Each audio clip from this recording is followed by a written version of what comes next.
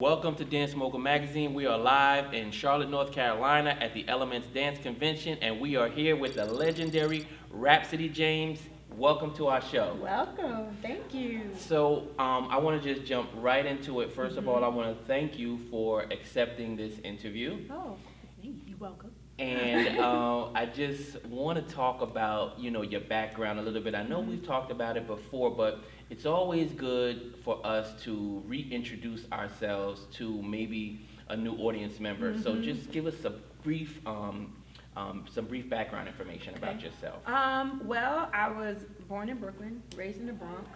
I was pretty much like a self-taught dancer, as one would like to say. I definitely took classes, of course, as far as the dance career is concerned. But I was the girl that would look out on the fire escape and see all the boys breakdancing on the cardboard boxes outside and kind of like saying that I'm going to do that one day. And I realized that breakdancing was not it for me after I kind of hit my head and I realized that it wasn't it. But I've always been really fascinated with, at the time, of course, when I was growing up, like 80s pop, 80s R&B, a lot of the music videos, as far as like with the jazz techniques and all of that kind of stuff. So I kind of found myself being someone who would learn all the moves from the music videos. Okay. And eventually from there, I just started growing a love of like, I want to do this one day. You know what I mean? And so from there, my mom, who used to dance in her day, she was just like, well, if you want to dance, you're going to have to train. You're going to have to work for it. And I was like, okay. So it was very strange because she put me in ballet and I hated it. I couldn't stand it. I just wanted to get to it. But my mom was always like, you have to train, you have to train, you have to train. So I eventually, believe it or not, dropped out of ballet, but I went into gymnastics, which was ironically the same thing. It was like, not the same thing, but the same discipline of it, Yes. right. And so I went into gymnastics, and from there I gained a certain kind of discipline from that, still learning music videos and all that kind of stuff. And, and then from there it turns into, now we at the family reunion, and then, Yes. Aunt Guzzy May's like, Time to show all everybody. right, everybody, go on Rhapsody, do Yes. the dance. And so my first dance I did was, I danced to Control, Jan Jackson. And I'm doing the dance. I never forget, I had a blue sweater on with some gems on the top.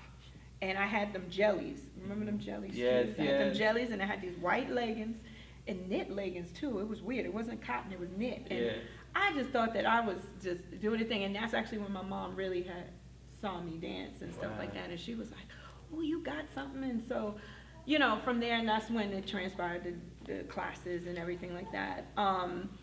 But there was the other side of me that really loved to draw. Okay. So if you fast forward all the way up to high school, I tried out for, all the art schools. So you have to audition for those schools. Yes. So my mom was like, you should really try dance. And I'm like, no, I want to do art. No, you should try dance. Because at the time when you said you wanted to be a dancer, you wanted to be a part of a company.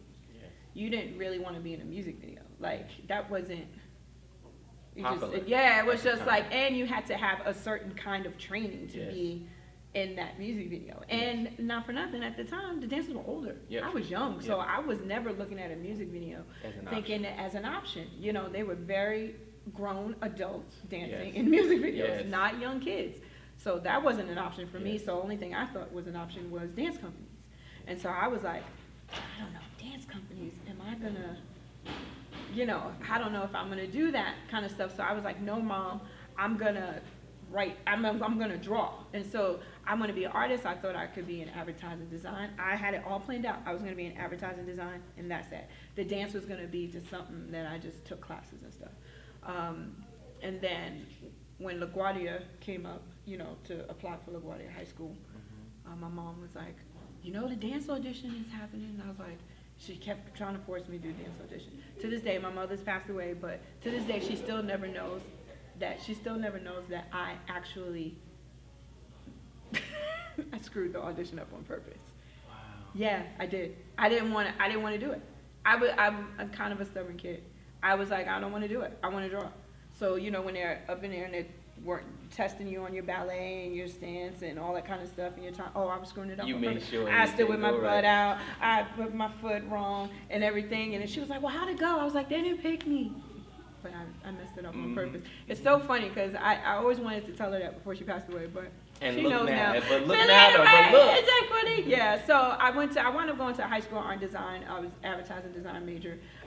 But ironically, dance always still found me because I would always do the talent shows, you know, and all the talent shows, and somehow I wind up making up the dance for the talent shows and being in that. So it was a hobby for me.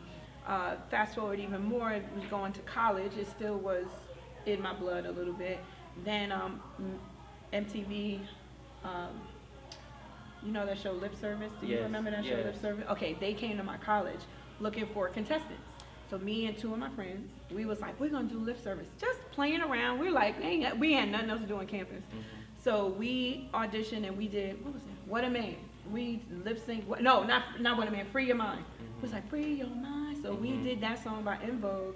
Wound up getting the show, getting on the preliminary show. We was like, oh my God, we got on the show. Got the preliminaries, went to the semifinals, got the finals. We won the whole darn thing, the whole show. That opened your mind up. You was like, so we was like, and it was funny because we were just doing it. Like, we didn't even know what we were doing. And so we wound up winning the whole show, but the prize was, at the time, you know, the industry was really good. They gave us, the prize was a $30,000 music video that we lip synced. So MTV paid $30,000, and and they gave you the experience like a real music video. It was then when I realized that I really wanted to choreograph, and it was then that I realized that I can actually make money doing that. So when that whole situation happened, I was like, oh my God, this is what I want to do. So with doing that, I just started, and I guess the rest is history. Yeah, so from amazing. College, I started just plowing forward on, dancing with my friends. And, I had the dance department on Purchase College. Of course, I didn't make the dance department, but I was using the dance studio. And of course, hip hop was on the rise, so you kind of started seeing that. And that's when music videos were really blowing up. Foxy Brown rappers were using dance. So you started seeing it as a real option. Like, well, wait a minute. Exactly. If the music is going to be rising, then this dance thing can happen too. Yeah, absolutely. And then from there, but in college is where I made the decision I want to choreograph. But I was also somebody, I was like, okay, so I'm going to be a choreographer, but I honestly don't really know what being a choreographer is besides just making up the steps. Because there wasn't any hip hop examples at the time for you guys, to really look at and say, okay, well, I'm going to do that just like that person. Because my references was Paula Abdul and all the pop stuff that was actually having extensive choreographed videos, and Janet Jackson, of course. So what I did was I was like, I think I just need to learn the business. So I started, Mobb Deep, I don't know if you remember that hip hop group, Mobb Deep, they went to my high school. They went to art and design. So I kind of got put two and two together, was like, because that's when they had their single out. I think it was Shook Ones. They had that out. And I was like, I know them. And I was like, they're on Loud Records. What about if I write a letter? So I wrote a letter saying that I know them in college.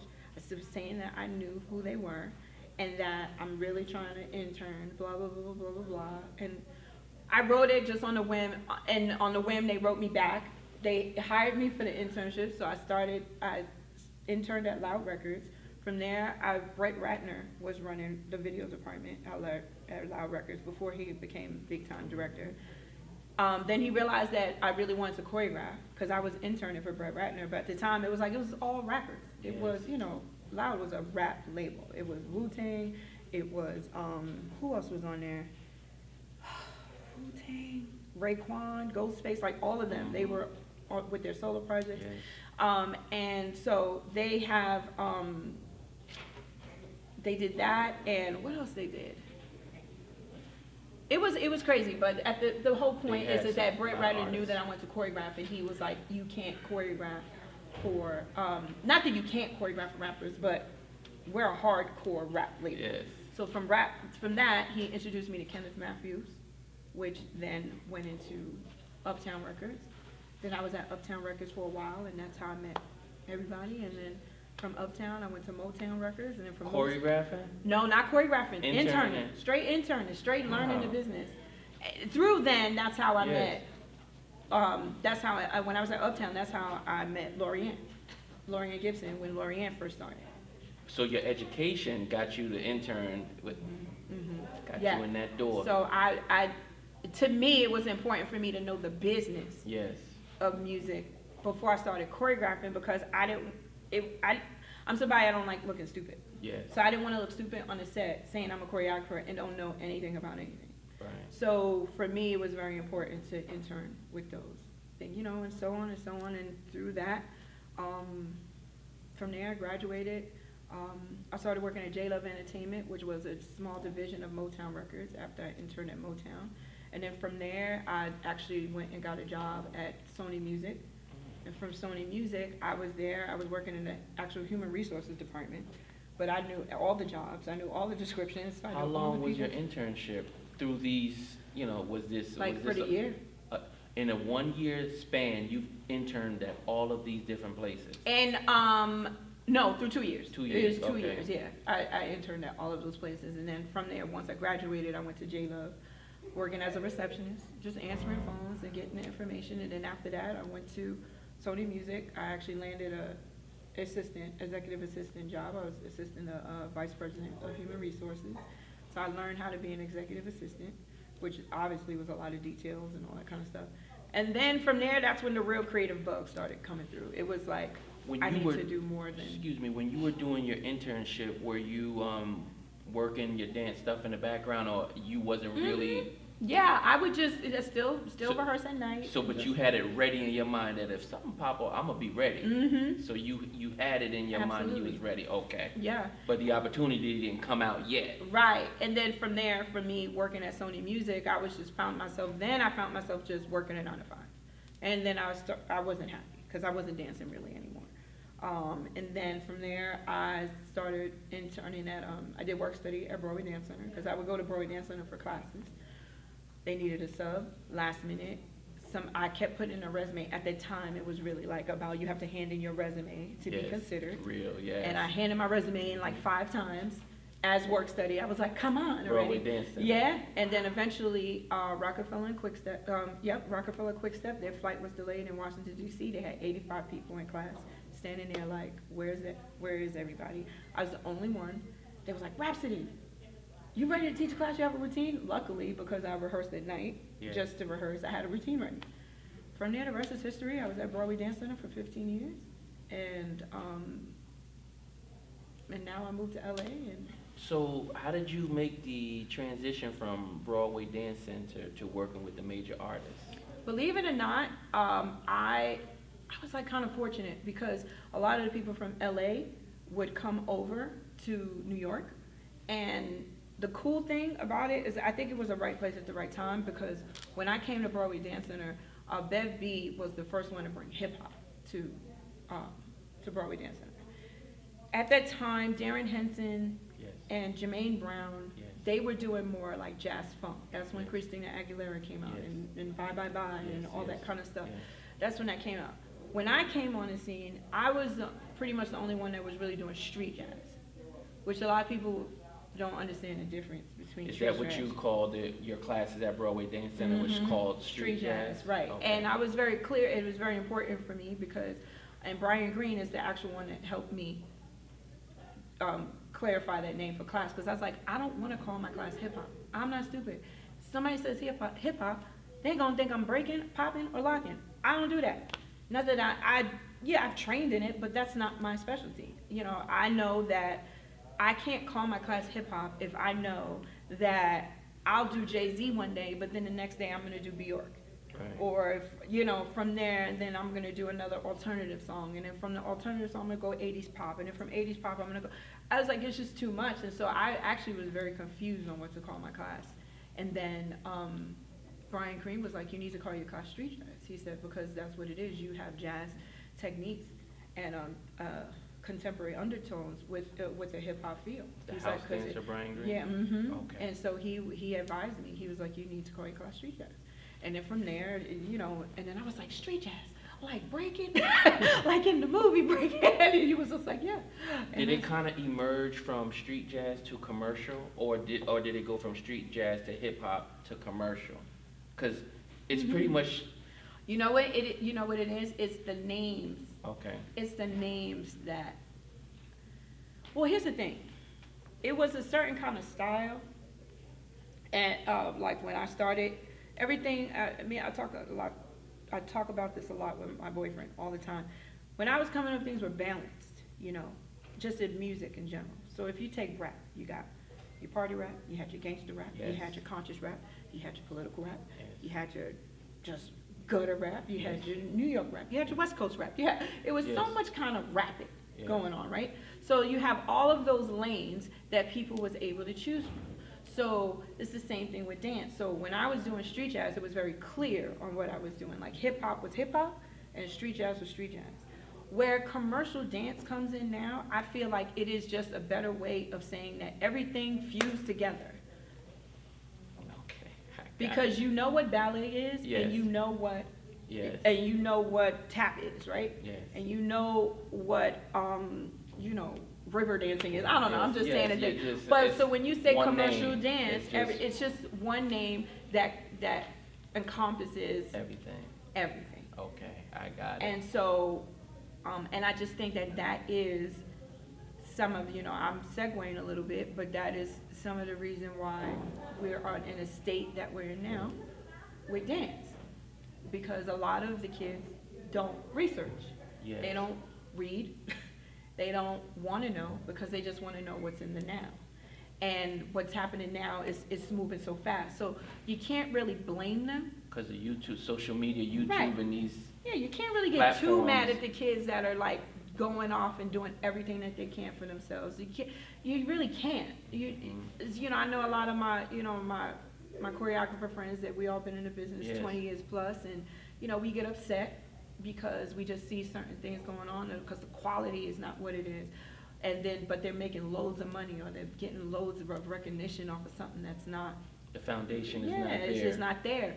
But on the flip side of that, you can't be mad because I'm like, you know, I tell my friends all the time, I'm like, but if we had YouTube and we had things, yes. we would be doing exactly what they're doing. Yes. The only difference is that we just have a certain kind of quality. Yes, foundation. Right. Your foundation is built on real life experience and not social media or right. a virtual right. reality, so to speak. Right, because when you worked on a show and you wanted somebody to come see your show, you was putting the foot to the pavement and you had your street team. You get your flyers, you would put them up yes. everywhere, you would make your calls, you would get your postage stamps, you would be sending it out, you would be doing everything you need to do to get people to see your work. Hands-on. Now it's just at a click of a button. Social media. But yes. now it's so saturated. That's the hard part because it is so saturated that no one knows the difference anymore. Yes. So even if you're trying to be original and you're trying to come out and do stuff.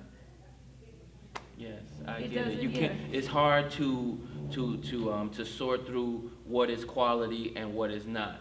But I want to use that opportunity to talk about your business because it seems like all of the work that you have done in your past has led you to where you are now in your life, to where you're going to actually use all of those years of your expertise to actually help the next generation, right. you know, with all of the hands-on experience you had. Tell me about that. Well, right now I've just started Rhapsody Unlimited, and basically what that is like a creative hub for everything that I do. Kind of like the industry stuff, you know, kind of sometimes strips away the real creativity that you want to do, but due to, you know, politics or the artists don't feel comfortable, so you can't really do what you want, budget, all of that kind of thing. So I decided I was like, you know what, I'm not going to let the industry, you know, strip down my creativity. So I'm going to continue to work on my projects, but I'm going to give it a brand name. So Rhapsody Unlimited is the brand name, and it houses 4 projects. And one is Motivated Excellence, which is my commercial dance training program. These kids work with me 5 days a week, pretty much 7 hours a day for 6 weeks. It really was 3 months at one point, but due to time and I have to do 6 weeks. Yes. We have an audition coming up in LA March 6th, and in New York March 20th. So we're gearing up for that. I have my dance company, which is my contemporary dance company called Red. and we're gearing up in May. LA and New York? Oh, we're just LA Okay. for the show, the company concert. And then I have Siren Assassins, which is pretty much my theatrical experience. It's like putting a burlesque show and a movie together. It's kind of like a cinema come to life.